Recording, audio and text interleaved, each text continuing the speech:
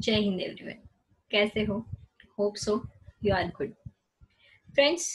From today onwards we start our new journey, so all the best for that. Today we are going to discuss about statistics.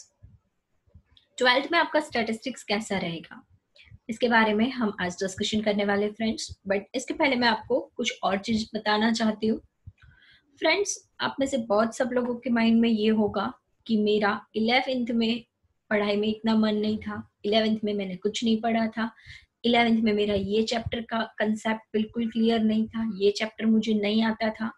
तो friends, अब जो हो गया सो हो गया, हम उसको बदल नहीं सकते हैं। बट यस, आप लोग 12th के लिए डे 1 से प्रिपरेशन स्टार्ट कर सकते हो।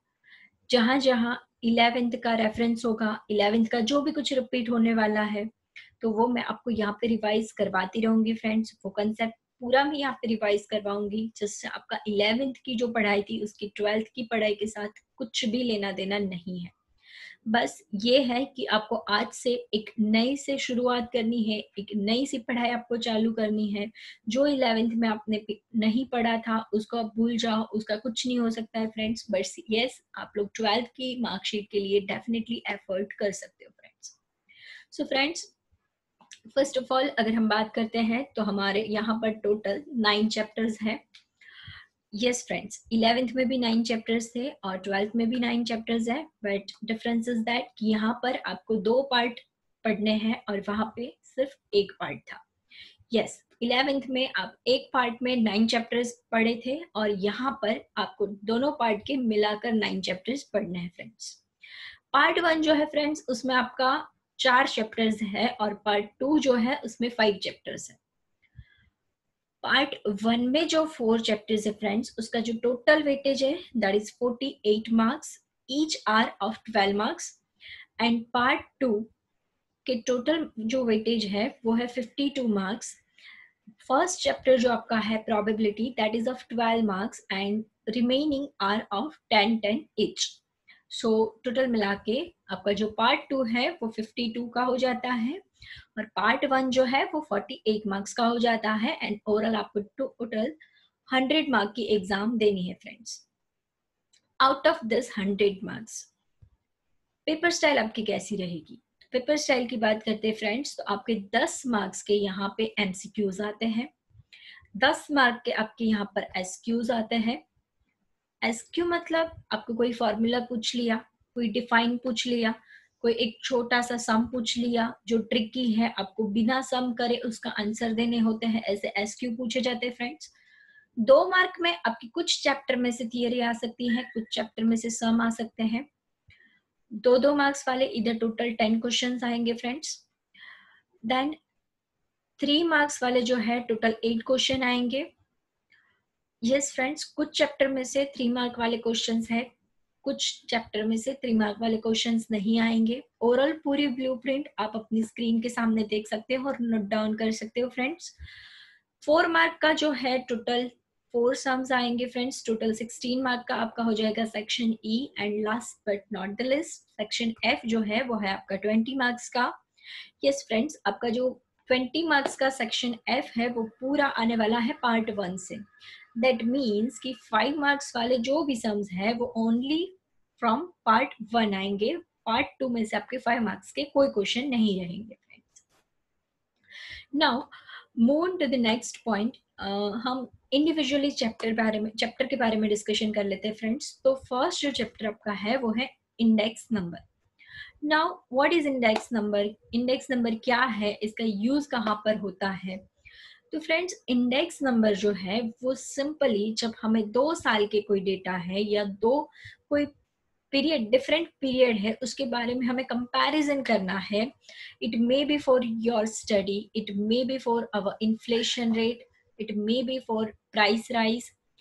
तो अलग अलग प्रोडक्शन के लिए भी हो सकता है, यस कॉस्ट ऑफ लिविंग के लिए भी हो सकता है कि भाई हम लास्ट ईयर हमारा कॉस्ट ऑफ लिविंग क्या था और अभी हमारा कॉस्ट ऑफ लिविंग क्या है। तो इन सब चीजों के लिए कंपैरिजन जहाँ पे करना है तो उसके लिए हमें इंडेक्स नंबर यूज करना है फ्रेंड्स।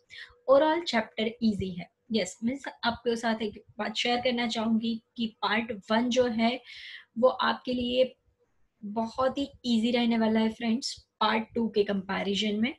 पार्ट 1 जो है वो एकदम आपका इजी है।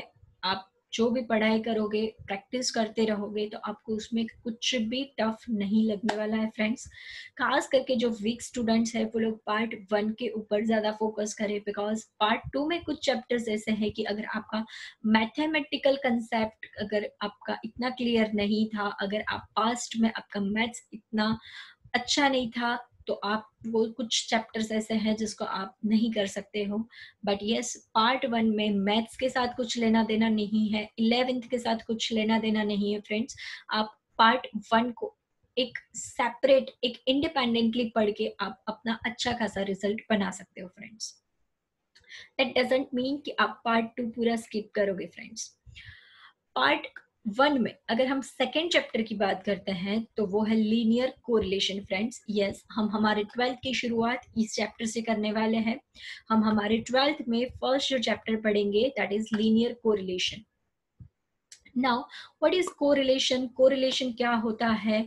तो कोरिलेशन के बारे में डिटेल हम अगले वाले लेक्चर में पढ़ने वाले हैं, बट अभी थोड़ा सा मैं आपको बता देती हूँ कोरिलेशन का मतलब क्या होता है।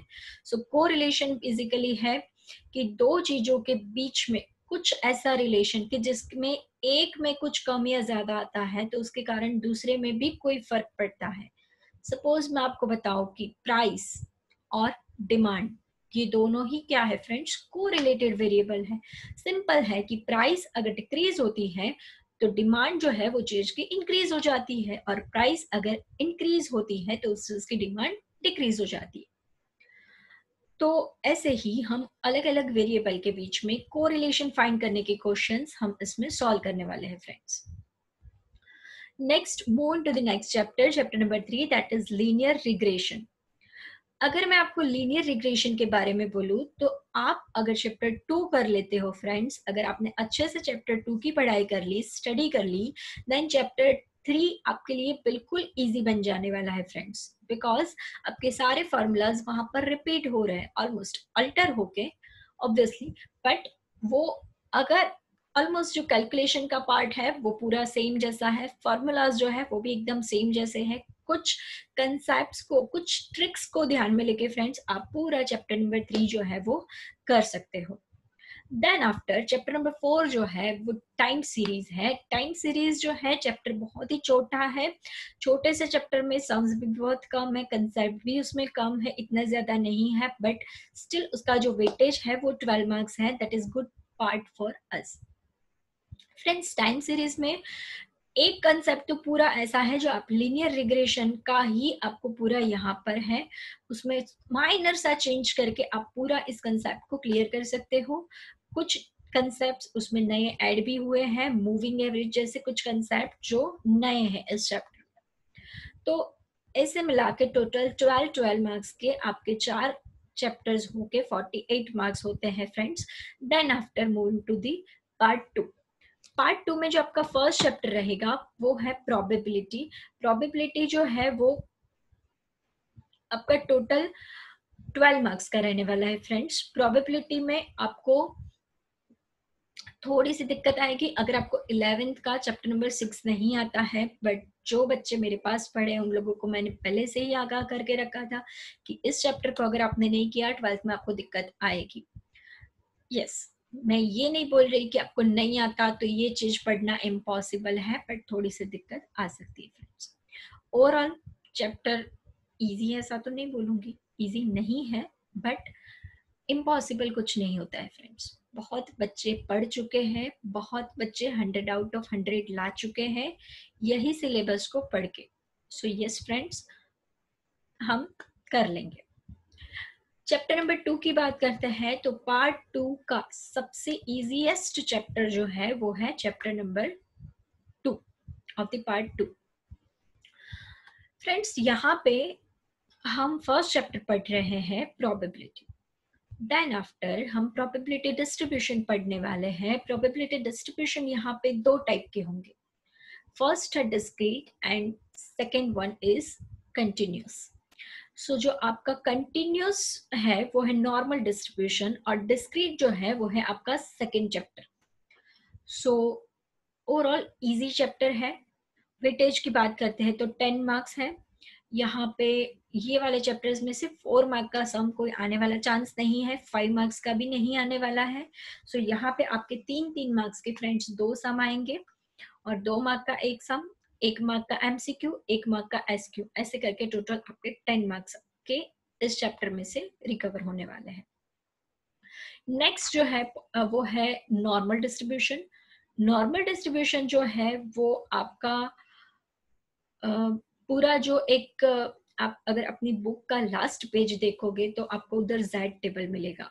तो ये जो नॉर्मल डिस्ट्रीब्यूशन वाला चैप्टर है वो पूरा जेड टेबल के अकॉर्डिंग होते हैं फ्रेंड्स। काफी सारे सम्स हैं इसमें बट ऑलमोस्ट सारे सेम टाइप्स के हैं, सो आप इसको इजीली कवर कर सकते हो। कुछ ट्रिक्स है, कुछ चीजें हैं जो आपको फॉलो करनी है, ध्यान में रखना है, तो आपके लिए ये चैप्टर भी बहुत ईजी बन जाएगा। देन जो नेक्स्ट है वो है लिमिट। यस फ्रेंड्स, मैंने आपको स्टार्टिंग में कुछ कहा था कि पार्ट 2 ऐसा है कि जिनका मैथमेटिक्स थोड़ा वीक है उनको ट्रबल करेगा। सो ये जो चैप्टर बेसिकली लिमिट है उसमें आपको प्रॉपर फैक्टराइजेशन का नॉलेज होना चाहिए। अगर आपको फैक्टराइजेशन अच्छे से नहीं आता है फ्रेंड्स तो आपको यहाँ पे थोड़ी बहुत दिक्कत आ सकती है, बट अगर आपको फैक्टराइजेशन अच्छे से आता है तो लिमिट चैप्टर आपके लिए बहुत ईजी है। 10 मार्क आप आसानी से रिकवर कर सकते हो friends. And the last but not the list, that is differentiation. Differentiation chapter जो है वो इस सिलेबस में नया ऐड हुआ है। सॉरी फ्रेंड्स, लिमिट भी नया ऐड हुआ है एंड डिफरेंशिएशन भी नया ऐड हुआ है। पहले ओल्ड सिलेबस में ये चैप्टर नहीं थे, बट सेम जैसे मैंने लिमिट में बोला कि एक टाइप के बहुत सारे सम्स आते हैं, ऐसे डिफरेंशिएशन में भी एक ही टाइप के काफी सारे सम्स हैं। ओवरऑल डिफरेंशिएशन चैप्टर थोड़ा लेंथी है, बट फ्रेंड्स अगर हम पार्ट 2 की बात करते हैं तो प्रोबेबिलिटी एक जो है वो बहुत बल्कि बड़ा चैप्टर है कि जिसमें बहुत सारे सम्स हैं। 5 तो एक्सरसाइज उसमें दी हुई है, ऊपर से लास्ट आपके लिए जो सेल्फ एक्सरसाइज होती है वो भी इतनी बड़ी दी हुई है और बहुत सारे सम्स है। सभी एक्सरसाइज में आई गेस 15-20 सम्स तो सभी में है। सो पार्ट 2 का आपका चैप्टर नंबर 1 खत्म करने पर आप ऑलमोस्ट अपने सिलेबस में से 70% जितना खत्म कर लोगे फ्रेंड्स। ऐसे अगर ओवरऑल मार्क्स की बात करते हैं सो आपके पार्ट 1 के 4 और प्रोबेबिलिटी ये खत्म होने पे टोटल 60 मार्क्स आप रिकवर कर सकते हो। बट ओवरऑल मैं बोलूंगी कि 70% जितना हो जाता है फ्रेंड्स, क्योंकि बाकी के जो चैप्टर्स हैं वो छोटे छोटे चैप्टर्स हैं जो हम जल्दी जल्दी कर सकते हैं। उसका जो सम्स है इतने बल्कि नहीं है, चैप्टर्स इतना बल्कि नहीं है, नंबर ऑफ सम्स है वो काफी उसमें कम है as compare to probability. Yes friends, तो इसी के साथ समाप्त करती हूँ मैं यहाँ पर। जय हिंद।